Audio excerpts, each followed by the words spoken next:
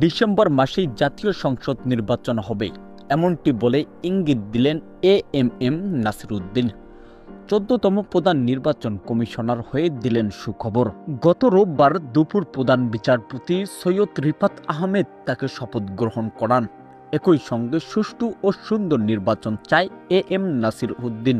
শপথ গ্রহণ শেষে গণমাধ্যমের মুখোমুখি হয়ে তিনি বলেন, দেশের সুশৃঙ্খল নির্বাচন চাই, যা এতদিন বাংলাদেশের জনগণ কখনো পায়নি।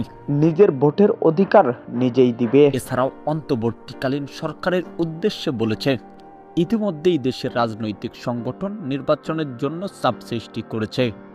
এটা বললেই হবে না, কিছু সময়েরও দরকার আছে। আমার দীর্ঘ বিশ্বাস বাংলাদেশ সুষ্ঠু নির্বাচন করে জাতিকে উপহার দিবে। এদিকে আবার নির্বাচনের প্রসঙ্গে ডক্টর ইউনূস বলেছে, বিভিন্ন রাজনৈতিক দল তারা নির্বাচনে যেতে প্রস্তুত রয়েছে। তারা যদি চায় তাহলে প্রধান নির্বাচন কমিশনারের সাথে সরাসরি আলোচনায় বসব।